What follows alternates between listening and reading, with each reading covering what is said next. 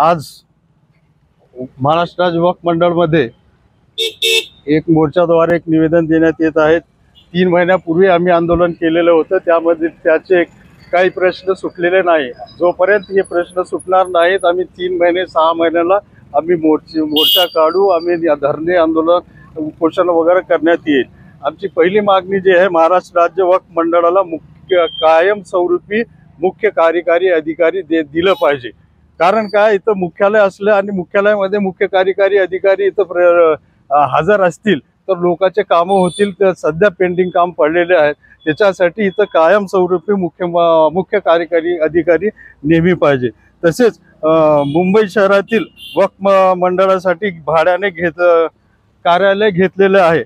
हे कार्यालय जे आहे तिथलं कार्यालय बंद करून वक्फ मंडळ आपल्या स्वतःच्या आपल्या जागेमध्ये वक्फ मंडळ स्थापन करायला पाहिजे। तसेच वक्फ बोर्डाची जे कार्यकारिणी आहे ते वक्फ मंडळासाठी योग्य काम करत नाही, त्याबद्दल ते वक्फ मंडळाची कार्यकारिणी जे आहे ते कार्यकारिणी बरखास्त करण्यात यावी। मुंबई येथील अंबानीला जे NOC देण्यात आलेली आहे ते बेकायदेशीर NOC दिलेली आहे, ते NOC सुद्धा रद्द करण्यात आली पाहिजे। आणि महाराष्ट्र राज्य वक्फ मंडळाच्या जागेवर मोठ्या प्रमाणे अतिक्रमण होत आहेत, हे अतिक्रमण थांबले पाहिजेत। आणि वक्फ मंडळाच्या जागेवर जे भाड्याने जागे देत आहेत ते अति अल्प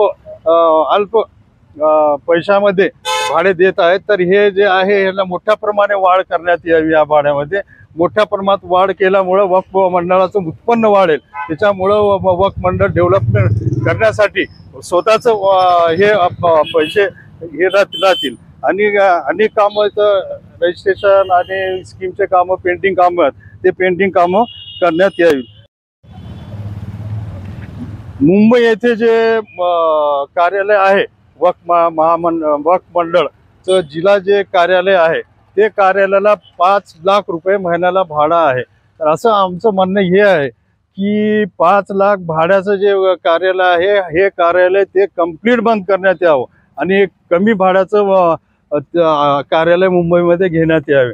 आणि महाराष्ट्र राज्यामध्ये अनेक अशी मस्जिदी आहेत, ते मस्जिदी बंद पडलेल्या आहेत।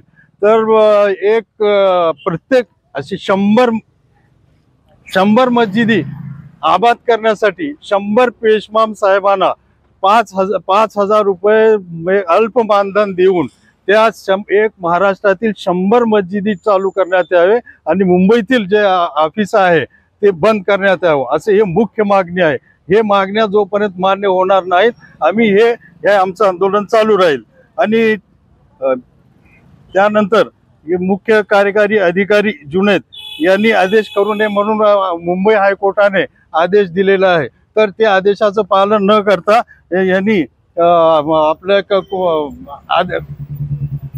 कोणतेही आदेश काढत आहेत। आता परवा एक परिपत्रक काढण्यात आलेलं आहे, त्या पत्रकामध्ये मुख्यालयाचे संपूर्ण जे हे आहे रेकॉर्ड ते प्रत्येक जिल्ह्याला पाठवण्याचं जे त्यांनी हे परिपत्रक काढलेलं आहे। त्याच्यामुळं वक्फ बोर्डाचा फायदा तर नाही पण वक्फ बोर्डाचं नुकसानच होणार आहे।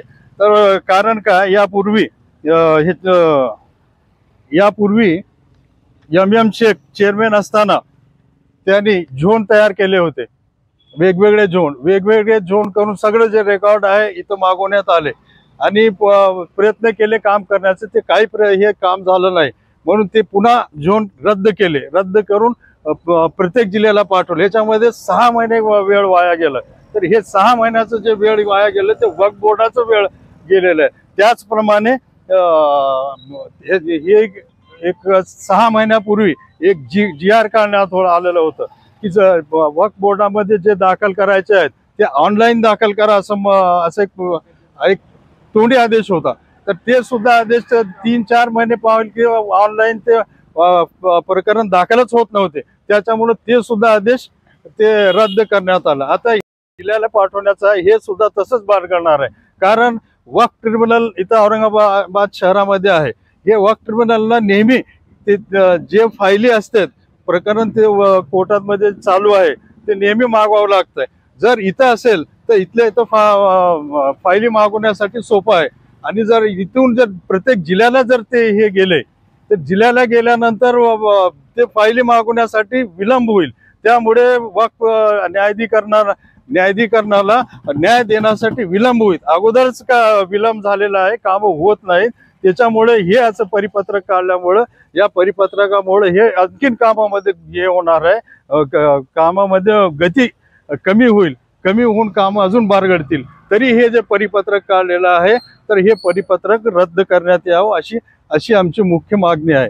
त्याचप्रमाणे आपल्या वक्फ मंडळाचे नवीन जे चेअरमॅन झालेले आहेत, हे चेअरमॅन यांच्यावर बीड ह्याच्यामध्ये वक्फची जागा खरेदी विक्री करणे आणि त्याच्यावर अतिक्रमण करणे यासाठी लोकांनी तक्रारी केलेल्या आहेत। तक्रारी केल्यानंतर बीड पोलीस ठाण्यामध्ये त्यांच्यावर FIR झालेला आहे।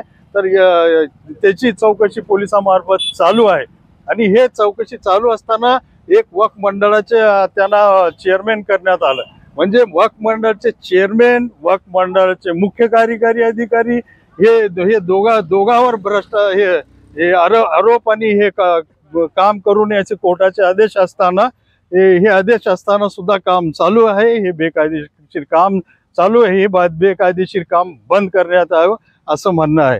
ते एक म्हण अशी आहे कि चमन को खराब करने के लिए एक उल्लू काफी है, लेकिन हर चमन के हर झाड़ पे अगर उल्लू बैठ गया तो चमन का क्या हाल होगा। उसी तरह वक्फ बोर्ड के अंदर वक्फ बोर्ड को खराब करने के लिए एक उल्लू काफी है, लेकिन यहाँ पे काफी उल्लू जमा हो गए हैं। तो अब ये वक्फ बोर्ड का क्या हाल होगा वो अल्लाह जाने। मैं शेख खुर्रम अब्दुल रशीद साहब। अभी खुर्रम साहब ने तो सब बता दिया जो मांगनियां हैं उसके बारे में। असल में एक बहुत ही इम्पोर्टेंट बात यह है, एक गलथान जो कारोबार यहाँ चालू है वक्फ बोर्ड के अंदर, उसके लिए जो है हुकूमत महाराष्ट्र सबसे ज़्यादा जिम्मेदार है। हुकूमत महाराष्ट्र की जिम्मेदारी वक्फ एक्ट के तहत ये है कि उन्होंने, महाराष्ट्र गवर्नमेंट ने कायम स्वरूपी एक यहाँ पर CEO देना चाहिए है, देते आता ऐसा नहीं है, चाहिए। वो मुसलमान होना चाहिए, वो कम से कम डिप्टी सेक्रेटरी दर्जे का चाहिए, उसकी ऑर्डर जो है तो गैजेट में पब्लिश होना चाहिए।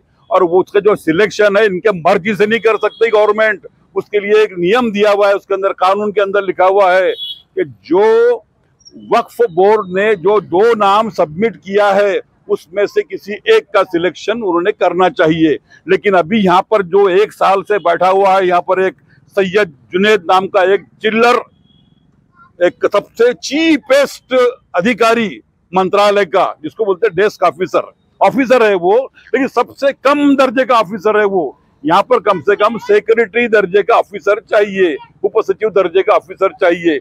यहाँ पर अपना बोर्ड ने 2 नाम ऐसा यहाँ से भेजा हुआ है, लेकिन गवर्नमेंट उस पर ख्याल नहीं करती। मनमानी कराने के लिए जब अगर यहाँ पर समझो ओरिजिनल कैपेसिटी का अगर आके बैठ जाएगा, परमानेंट बैठेगा, तो इनको अपने धांधलियां करते नहीं आएंगी। तो अपनी धांधलियां करने के वास्ते ये जो गवर्नमेंट ने क्या यहाँ पर चीफेस्ट ऑफिसर लाके बैठा हुआ है, सबसे कम दर्जे का ऑफिसर, जबकि कायदे से वो नहीं करना चाहिए।